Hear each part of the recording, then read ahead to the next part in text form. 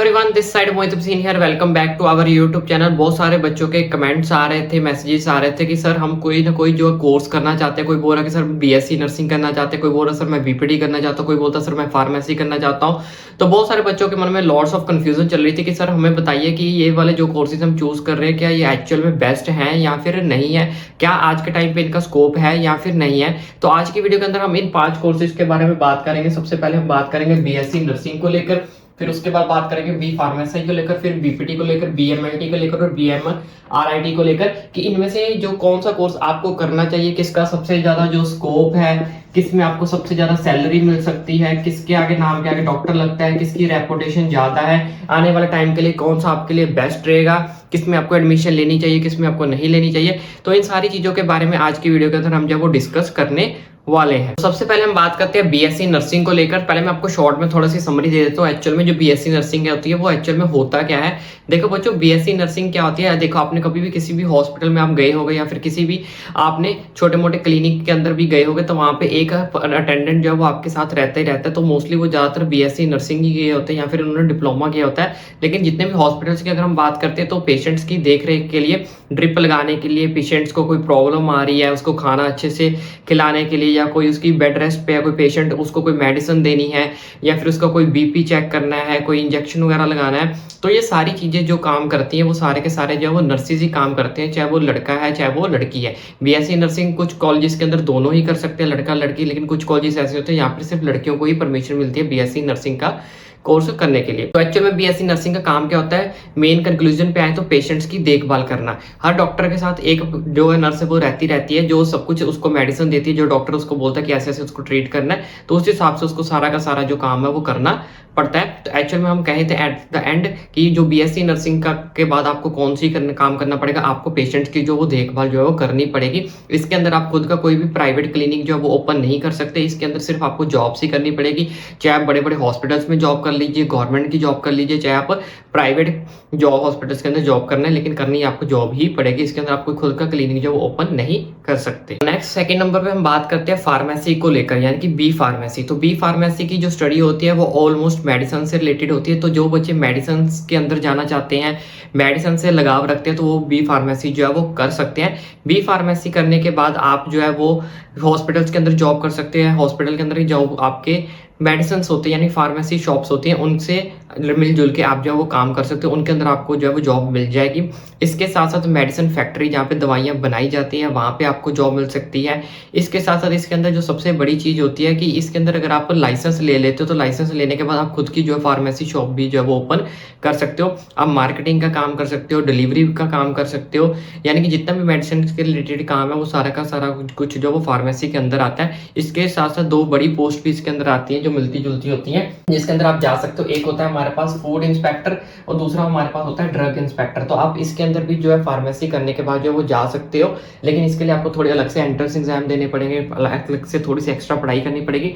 लेकिन फार्मेसी करने के बाद ये वाला स्कोप भी है जो आपके पास वो क्या रहेगा, ओपन रहेगा। यानी कि फार्मेसी के रिलेटेड आपको जितनी भी जो भी काम करना है वो सारा कुछ फार्मेसी के बाद ही होगा। आपको खुद की भी अपनी कोई फार्मेसी शॉप या दवाइयों की दुकान भी खोलनी है तो आप एक लाइसेंस लेके फार्मेसी करने के बाद आप अपनी जो शॉप है वो ओपन कर सकते हो। बच्चों नेक्स्ट हम बात कर लेते हैं बीपीटी के बारे में। बीपीटी एक डॉक्टर होता है। कौन सा डॉक्टर होता है? फिजियोथेरेपिस्ट का डॉक्टर होता है। तो जैसे कि आपको पता है किसी पेशेंट्स को पैरालाइज हो जाए या किसी पेशेंट की बॉडी का पार्ट जो है वो रुक जाए, यानी कि उसमें मोशन ना हो, जाम हो जाए, तो ये जो फिजियोथेरेपिस्ट डॉक्टर होते हैं ये उसको एक्सरसाइज करवाते हैं, लाइक काइंड ऑफ आप कह सकते हो योगा की तरह, ताकि उसका जो बॉडी पार्ट है वो क्या आ जाए, मोशन में आ जाए। उसको एक्सरसाइज करवाई जाती है और उसका पार्ट जो है वो पूरी तरह से प्रॉपर जाम ना हो, वो धीरे धीरे क्या करने लग जाए, वर्किंग करने लग जाए, मोशन में आ जाए, ताकि वो जो पेशेंट है वो दोबारा से क्या हो सके, स्टेबल हो सके, ठीक हो सके और आराम से चल फिर सके और खा पी सके। तो फिजियोथेरेपिस्ट का काम होता है एक तरह की योगा करवाना, एक तरह की एक्सरसाइज करवाना। तो इस तरह का काम जो आप बीपीटी के अंदर आपको जो वो करना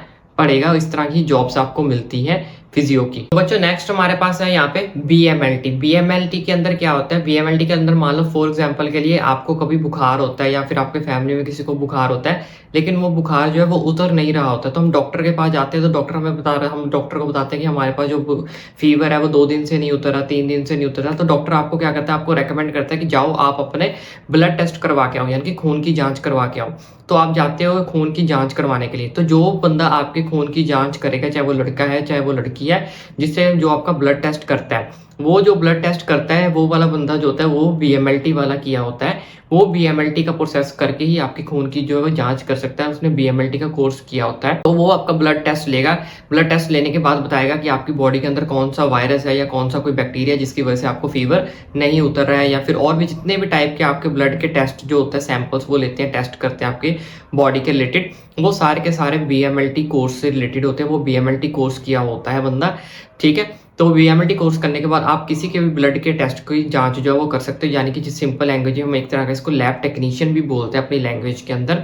तो जितने भी टाइप के आपको टेस्ट करवाने बॉडी के रिलेटेड, चाहे वो शुगर का हो, ब्लड टेस्ट हो, किसी वायरस का हो, किसी बैक्टीरिया का हो, सारे के सारे बॉडी के अंदर जितने भी टेस्ट होते हैं वो बीएमएलटी वाला इंसान ही जो है वो करता है। तो बच्चों नेक्स्ट है हमारे पास बीएमआरआईटी, जिसका हमारे पास होता है रेडिएशन टेक्नोलॉजी। तो रेडिएशन टेक्नोलॉजी से रिलेटेड जितने भी काम होते हैं, जैसे कि मान लो फॉर एग्जांपल सीटी स्कैन करना है, एमआरआई करना, हमारे पास अल्ट्रासाउंड करना, सोनोग्राफी करना, तो इस तरह के जितने भी काम होते हैं, जितने भी ये एक्सरे वगैरह आपके किए जाते हैं, अल्ट्रासाउंड किए जाते हैं, आपकी बॉडी के अंदर सीटी स्कैन की जाती है, कोई बॉडी के अंदर इश्यू आ रहा है, तो वो सारे के सारे जो काम है उसकी जो रिपोर्ट तैयार होती है वो सारी बीएमआरआईटी वाले के थ्रू ही होती है। वो बीएमआरआईटी वाला इंसान जो होता है, जिसने बीएमआरआईटी कर रखी होती है, वही ये सारे के सारे जो है वो काम कर सकता है।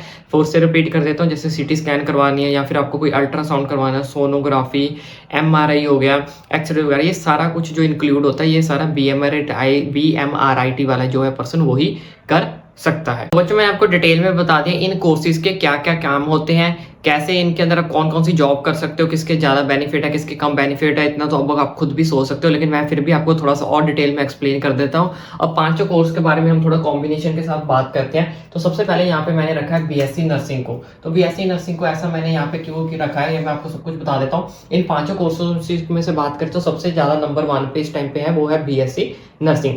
बीएससी नर्सिंग वैसे तो मोस्टली गर्ल्स के लिए होता है, लेकिन आजकल बॉयज़ भी कर रहे हैं, लेकिन बॉयज़ को थोड़ी अपॉर्चुनिटी कम मिलती है, क्योंकि एम्स जैसे कॉलेज हो गए, जैसे जितने भी बड़े बड़े कॉलेज हैं, मैक्सिमम जो बड़े कॉलेज है वो गर्ल्स के लिए है। बॉयज़ के लिए भी कुछ बड़े कॉलेज है, लेकिन उतनी ज़्यादा नंबर ऑफ सीट्स नहीं है जितनी गर्ल्स के लिए है। बीएचयू में लड़के भी जा सकते हैं, लड़कियां दोनों भी जा सकती हैं, लेकिन बीएससी नर्सिंग करने के बाद आपको एक अच्छी खासी जॉब मिल जाती है, अच्छी खासी आपको एक सैलरी पैकेज मिल जाता है। बीएससी नर्सिंग के बाद आप कहीं पे भी जॉब कर सकते हो, क्योंकि बीएससी नर्सिंग करने के बाद हर एक पर्सन को नीड होती है बीएससी नर्सिंग वाले की। चाहे आपका छोटा सा हॉस्पिटल है, चाहे आपका बड़ा हॉस्पिटल है, चाहे आपका गवर्नमेंट हॉस्पिटल है, चाहे आपका प्राइवेट हॉस्पिटल है, तो हर इंसान को बीएससी नर्सिंग वाले पर्सन की जो है वो नीड होती है। तो बीएससी नर्सिंग करना आज के टाइम पे एक बहुत अच्छा खासा स्कोप है, वो अच्छी खासी आप सैलरी भी अर्न कर सकते हो बीएससी नर्सिंग करने के बाद।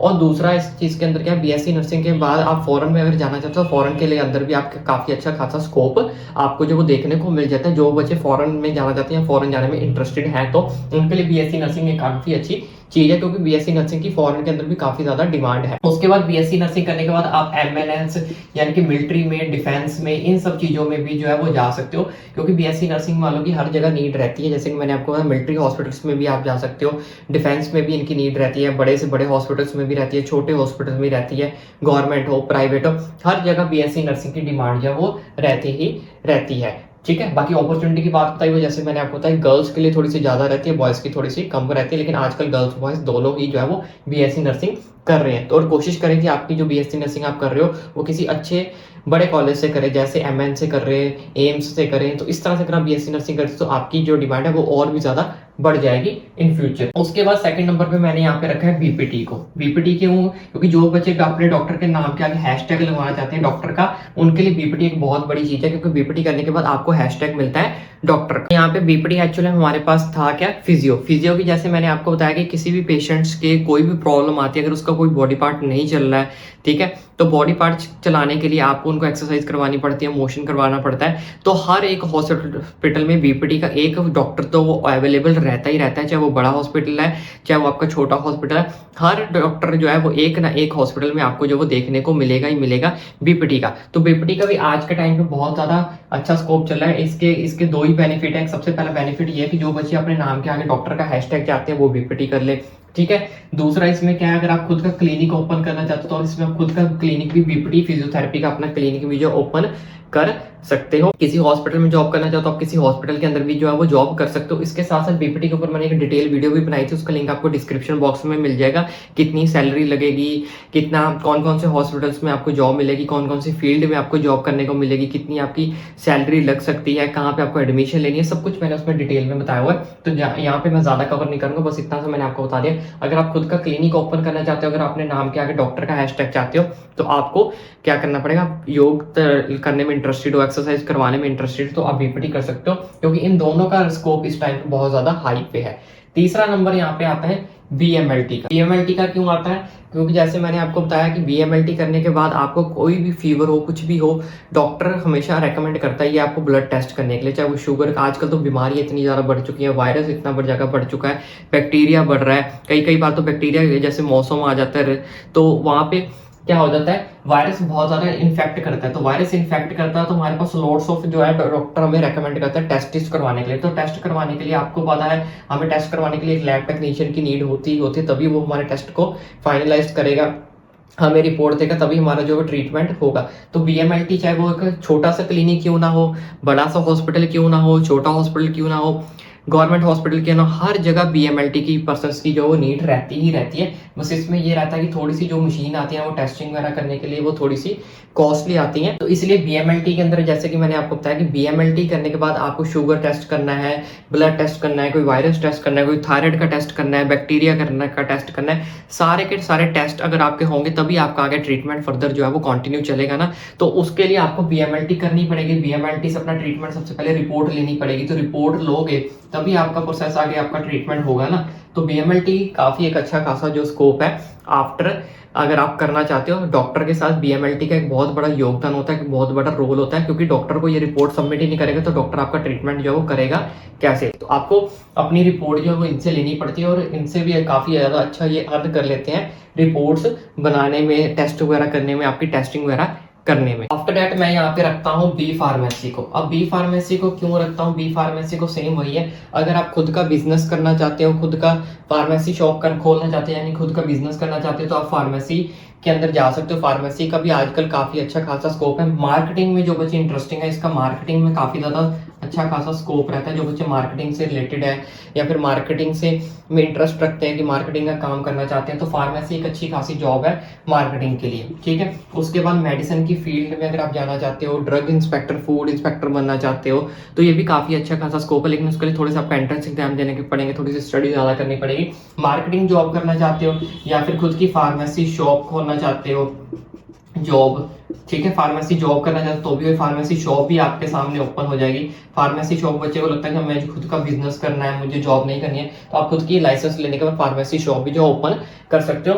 तो फार्मेसी करने के बाद भी एक अच्छा खासा आपको स्कोप मिल जाएगा। आप बड़ी बड़ी कंपनी जैसे मैनकाइंड वगैरह हो गया, तो इन कंपनीज में जाके आप जॉब भी जो है वो कर सकते हो। तो आफ्टर दैट हमारे पास लास्ट में यहाँ पे है BMRIT। जैसे मैंने आपको बताया कि अगर आपको हॉस्पिटल के साथ BMRIT की पर्सन की भी जरूरत होती है, किसी की हड्डी टूट जाती है, किसी को हार्ट में दिक्कत है, किसी को कोई दिक्कत है, तो उन सबकी रिपोर्ट्स कौन तैयार करता है, वो BMRIT वाला करता है। जैसे हमारे पास हो गया अल्ट्रासाउंड हो गया, ठीक है, अल्ट्रासाउंड हो गया, आपके पास सोनोग्राफी होगी, उसके बाद हमारे पास एक्सरे हो गए, तो ये सारी चीजों की जो रिपोर्ट्स वो तैयार करता है वो कौन करता है, BMRIT वाला करता है। तो सेम आप किसी भी हॉस्पिटल में चले जाओ, BMRIT वाले पर्सन की जो है वो नीड रहती है। इसमें आप खुद का अपना पर्सनली शॉप, जैसे हम कह सकते हैं क्लिनिक भी खोल सकते हो, लेकिन उसके लिए आपके पास सारी की सारी मशीन्स होनी चाहिए, तभी आप खुद का क्लिनिक जो है वो ओपन कर सकते हो, ठीक है, जहाँ पे आप अल्ट्रासाउंड कर सकते हो, सोनोग्राफी, एक्सरे वगैरह कर सकते हो, सीटी स्कैन वगैरह कर सकते हो।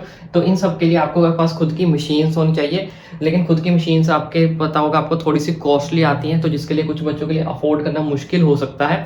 तो लेकिन अगर आप किसी हॉस्पिटल में जॉब करते हो तो हॉस्पिटल में आपको पता है अल्ट्रासाउंड सोनो, ये भी एक आपके पास वहाँ पे लैब रहती है जहाँ पे आप सिटी स्कैन करवा सकते हो, एक्सरे, सोनोग्राफी, अल्ट्रासाउंड, ये सारी चीजें जो है वो करवा सकते हो।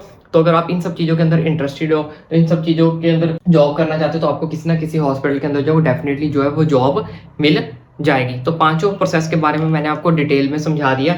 तो मेरे हिसाब से पहले मैंने नंबर पर रखा था बीएससी नर्सिंग को और बीपीटी को और बीएमएलटी को, फिर बी फार्मेसी को और बीएमआरआईटी को। तो आप अपने हिसाब से मैंने आपको सारा डिटेल में प्रोसेस समझा दिया है। बाकी और फर्दर डिटेल में आप जानना चाहते हो, बीपीटी की मैंने डिटेल वीडियो बना रखी है, बीएस नर्सिंग की डिटेल बना रखी है, ठीक है।